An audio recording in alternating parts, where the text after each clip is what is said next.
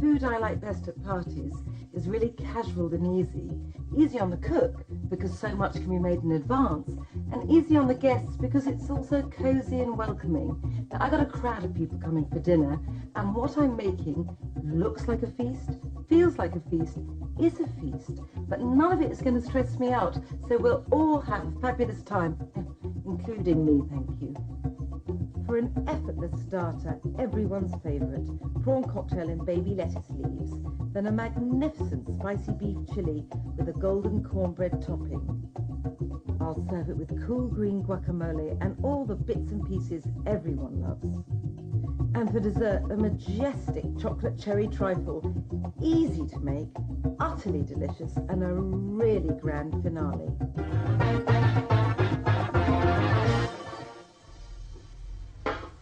I never like fussy or finicky food and fancy stuff, so even when I've got friends coming round, I want something kind of welcoming and cosy and informal. And as far as I'm concerned, there is no more welcoming sight at a party than a vatful of cornbread topped chili. Okay, to start off, 4 onions, chopped, and 2 bell peppers. Oh, juicy and red and sweet. I mean, what makes this really lovely too is that you can do everything in advance. Bit of garlic, just 2 cloves. Mince it in.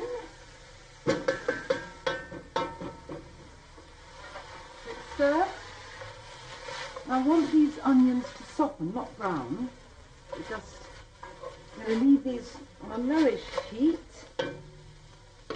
when I go and get my spices, because, you know, for a chili, you need all that kind of aromatic warmth, and that can only be found in my store cupboard. So let's go into my Aladdin's cave. Open sesame. And while I'm here, you know, I wanted to show you a few of my little treasures, because you know how most people, when they go abroad, they go to art galleries and they bring back lovely souvenirs, and I go to supermarkets and little stores and bring back food. When I last went to Italy, I got this special broth, this holiday broth, which is really lovely when, you know, I can never be bothered to make my own stock. Now, where's that thing I got in Sweden? Yep, this cloudberry jelly. Cloudberries are, well, as exquisite as their name suggests. This sort of poetic soft fruit, like a yellow, fatter raspberry. This is lovely stuff. But I don't want my chili to spoil, so let's get the spices and get going. The onions and peppers are beautifully softened. Oh, but I'm going to have to muddy all that up in a minute with the spices, but only muddy visually, because what the spices are going to do are kind of make this come alive even more.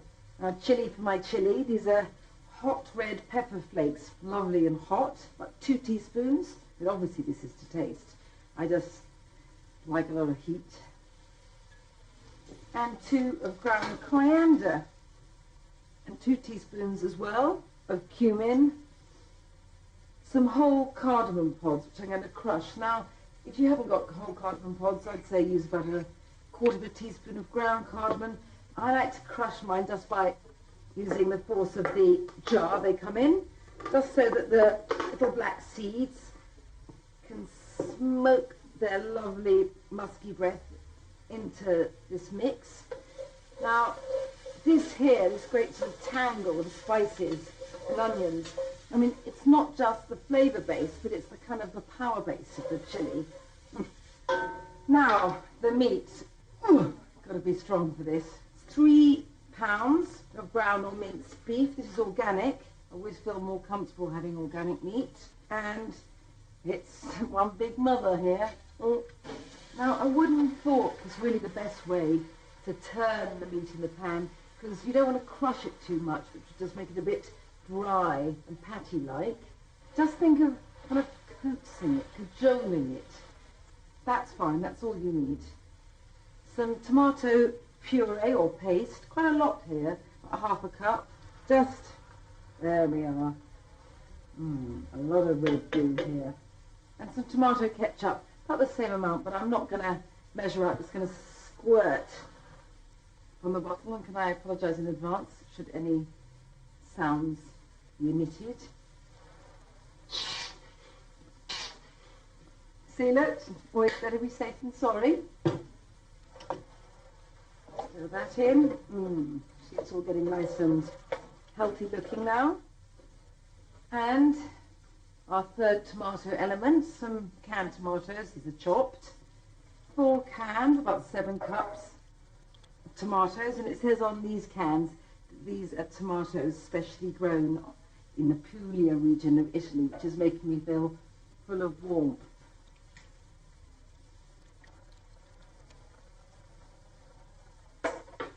Some red kidney beans, about 2 cans, about 3.5 cups or so. Look at them, oh, beautiful and glowing. And some cocoa. Now, it may sound odd to be putting what is in effect chocolate into this chilli, but you know, cocoa isn't sweet, and if anything, it's really like another spice and another form of chilli because it gives heat. About a cupful of water.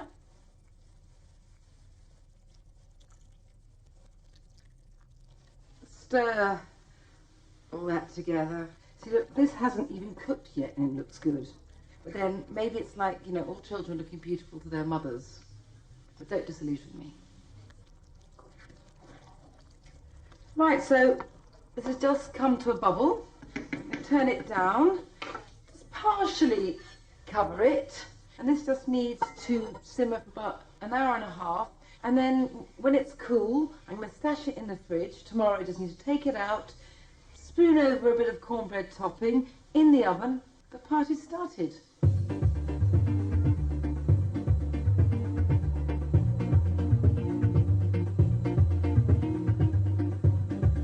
I'm all for making my life, and yours for that matter, easier. And what makes my life easier when I've got a crowd coming for supper is to buy something. I then fiddle about with it and make it into something even better. I mean, I am more than happy to buy a couple of chocolate cakes for a trifle. Once they're covered with liqueur and fruits, no one will tell the difference. And although when I make a trifle, I am happy to buy the cake, I do like to make the custard. And right now I fancy a chocolate custard, which is why I'm getting cocoa.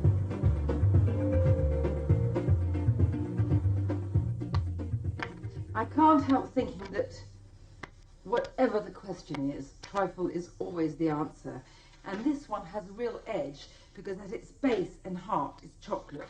I kind of base this trifle on that old favourite, the Black Forest Gatto, you know, which is just dark chocolate and cherries. But the Black Forest Gatto is incredibly hard to make, and this is ludicrously easy, not least because you're only cooking one thing, which is a chocolate custard. Just chopping up this dark chocolate. Got about 4 ounces of bittersweet chocolate, just over 100 grams of good dark chocolate. Just see it being shattered into shards and smithereens. Now I'm going to muster every bit of restraint in my being, so you can imagine how much that is, because all of this chocolate needs to go in my bowl over a pan of simmering water so that it will melt and then can be just poured into my custard later. It's better get on with the custard. I've got a cup and a third of heavy cream. It's about 350 mils of double cream. That sounds promising to start with, doesn't it? And the same amount, a cup and a third, about 350 mils of full fat milk. I mean, you didn't think I was going to say skim, did you? I've got 6 yolks here. I need another 2. So I've got 8 in all, but it's using all these yolks and no whites that makes the custard so satiny. It takes long to thicken, but it's worth it because the texture is so gorgeous and smooth. And into these lovely golden yolks, I'm going to add just over half a cup, it's about 125 grams of sugar, and a third of a cup, that's about 40 grams of lovely dark cocoa. There's a lot there, and that gives it real depth because cocoa is strong. And mix this together. Don't be alarmed about lumps, they will disappear later. Right, I'm ready to pour my lovely warm cream and milk mixture over this cocoa and yolk mixture. And now this gorgeous chocolate has all but melted. One stir should do it. And this has to be poured into the custard.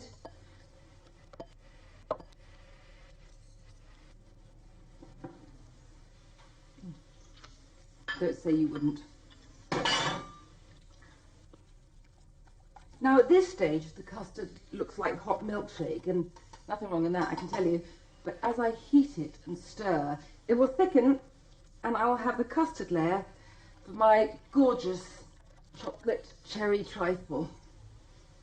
Now this needs to be stirred for about 10 minutes or so, gently but insistently. Don't take your eyes off it. There's a very easy way to see when custard's ready. If you just draw a line through the back of the wooden spoon, the line stays there. The two bits of custard don't ooze into each other. Just pour it back into a bowl. And the custard will thicken further as it cools. And in order to prevent it getting a skin at the same time, the easiest way is to get a bit of cling and just put it as if, in fact, a second skin on this now, and that's what will do the trick, and you won't lose a lot as you peel it off. And now I'm just going to make some sandwiches out of some black cherry jam. So cut your chocolate cake. It's a little walk in the Black Forest here. Just dollop on the jam and spread about generous half cupful of jam, I'd say, but go by eye. Now you'll see there's not a great uniformity of size in these sandwiches. Don't let it bother you. They'll all fuse and melt into one glorious base later. And now some cherry brandy, and this is real dark red cherry brandy, about half a cupful, 125 millilitres, but just soak the sponge with it. And I just need this jarful of sour cherries. If you don't want to use alcohol for whatever reason, you can use this lovely red syrup that the cherries have been steeped in. Look at these babies. In they go on top. That colour. Now, it's not a bad move to try and push a few to the outside, because that's what you'll see as you layer up with the custard. There we are. Away with that, and on with this.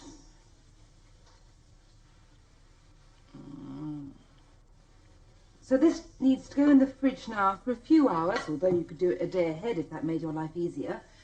And then I'm going to whip some cream lightly so it's still soft, and then decorate with some shards of dark chocolate. That's it.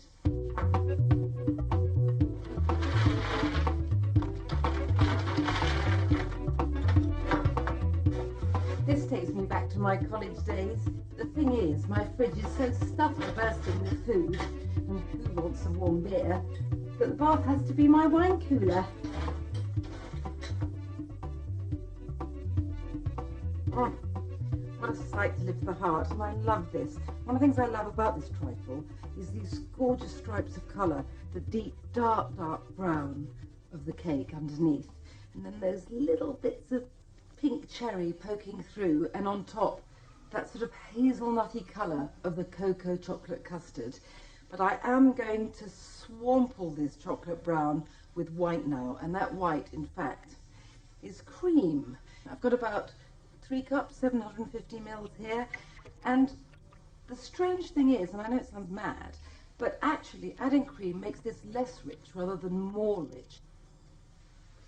I suppose it's really all to do with the contrast, because of course you've got what is in a sense chocolate pudding sitting on top of a liqueur-sodden cake, and then on top you want something light and foamy, like a kiss on the tongue, and I suppose that's why it's so important not to over-whip the cream. It mustn't be stiff.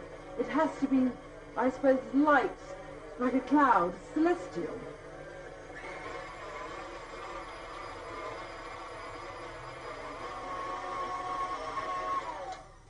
Now that is perfect. It's really important not to over whip the cream. It has to stay light and floaty.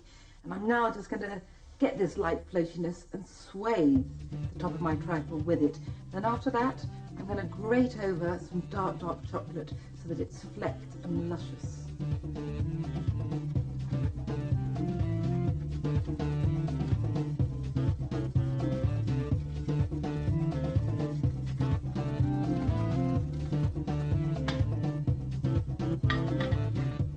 I've got such a huge pan of chilli that I think it's best to heat it up on the stove before putting it in the oven. Now there's nothing wrong in the chilli as it is. I mean, it's just glorious. But I think having a cornbread topping on it makes it a little more special for a party. And, you know, it's incredibly easy to make. So I've got about 3 cups of buttermilk. Into this, 4 eggs.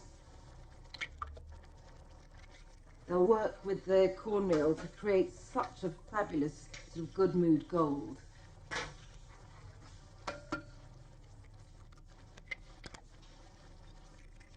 And some oil, just vegetable oil, about 1/4 cup or 4 tablespoons, just to keep it a bit moist, because I don't want this too dry. Some honey, about 2 teaspoons. Use this spoon actually because it'll slither off more easily where the oil's been. And just need to whisk away with a fork. I've got a jug full of wet ingredients, I just need my dry. And look at this, really golden, and it'll keep its golden colour as it bakes. I've got 4 cups of cornmeal here. I want 2 teaspoons of ground cinnamon, and it gives an echo to the heat in the chilli. A small amount of flour, about 1/4 cup, 4 tablespoons, about 2 tablespoons of baking powder. Need a bit of help to give the cornbread air, and about 1.5 teaspoons of salt. And now my jug of wet ingredients goes into this bowl. Just stir together. And this is perfect dolloping texture now, and you have no idea when you eat this, there's something so fantastic about the contrast between this brick brown chilli, full of heat, and this sweet, almost sort of cinnamon scented golden cornbread. And now for a final bit of embellishment. This is strong cheddar, really strong cheddar, the sort of cheddar that can burn the roof of your mouth. I love it like that. And this adds another dimension. We've got the heat, we've got the sweetness, and now we've got real vociferous tang. About 2 cups here, 150 grams.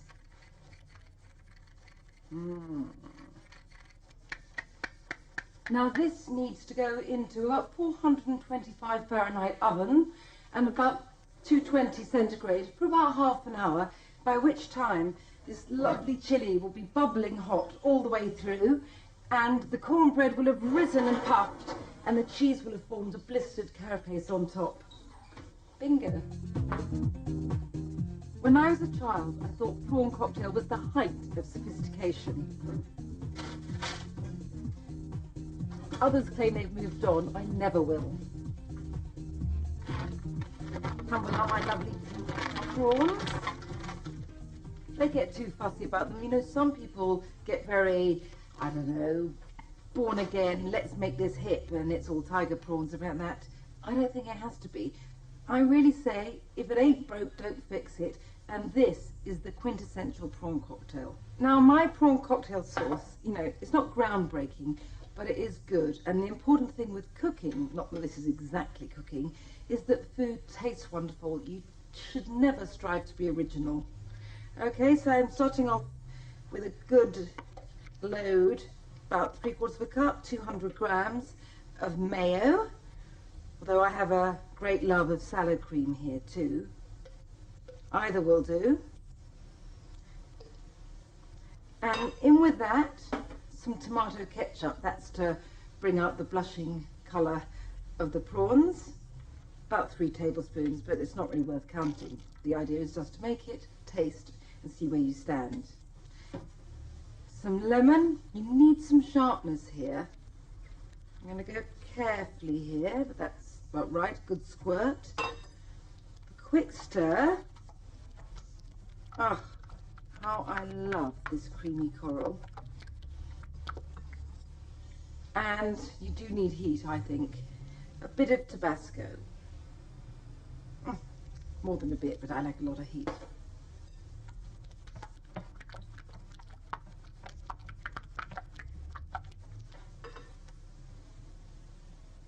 Moment of truth. A bit more lemon. The heat hits you just a bit afterwards, which is the way it should be. Okay, so here we go, my babies. Now when I serve these, instead of putting them in long glasses, I'm going to put them in these little lettuce boats, I suppose, little wraps, whatever you want to call them. What could be better? Just a spoonful in the spiny, whiter bit of each lettuce leaf should do it. I love the combination of the bright, bright green and that pale, blushing pink. This is a very good morsel, I can tell you.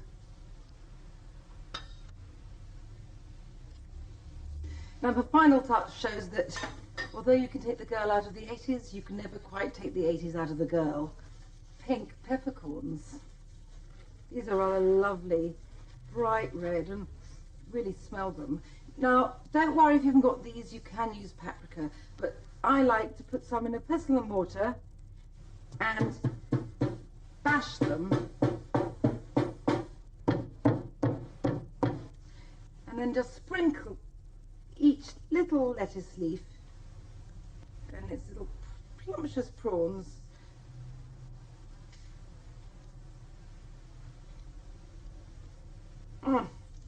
Lovely. This is such a great way of starting a party.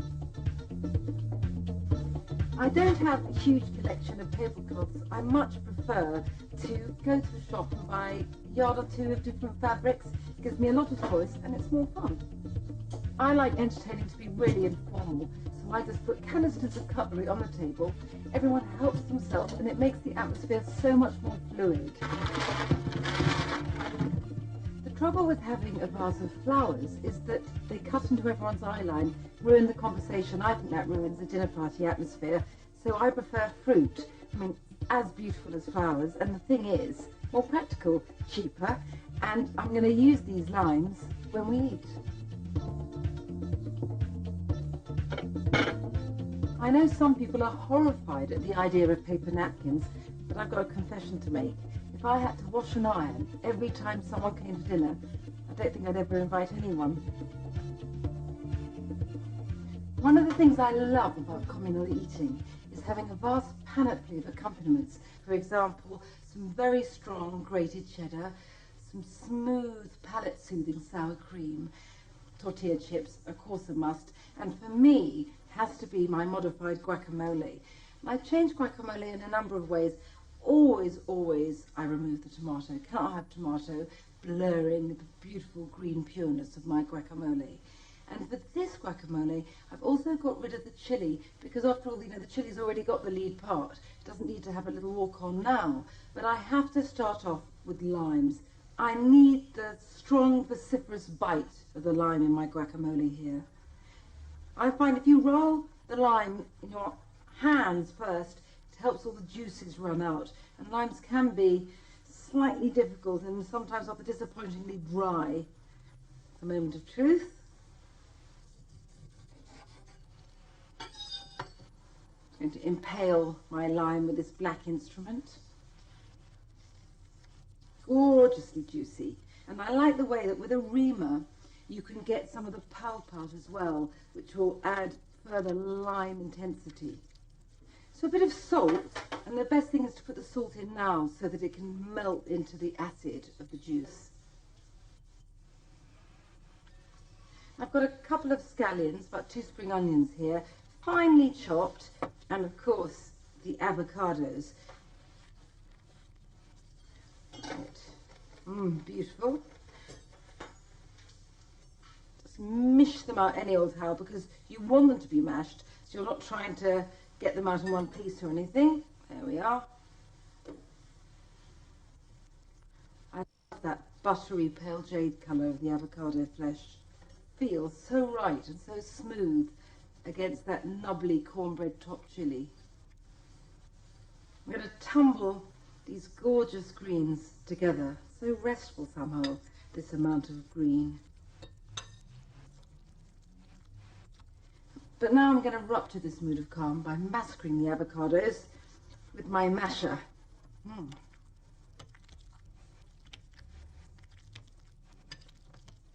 Disturbingly satisfying.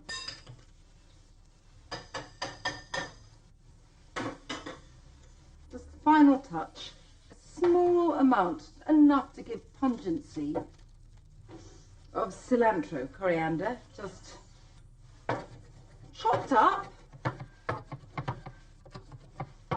Chop it finely, because we're going to sprinkle it on the guacamole later, and you don't want it to interfere with the salving clay smoothness of the avocado. Great. Now the guacamole is ready to join brothers on the board.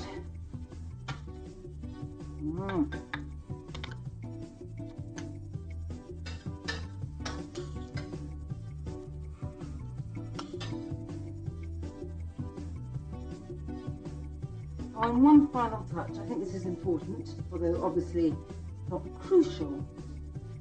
Take a small, earthy dusting of paprika to the sour cream.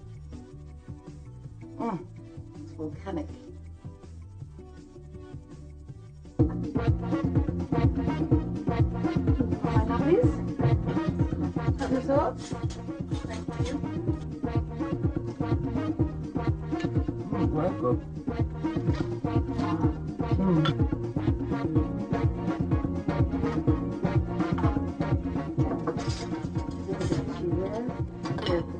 Here, I'm going to give you that.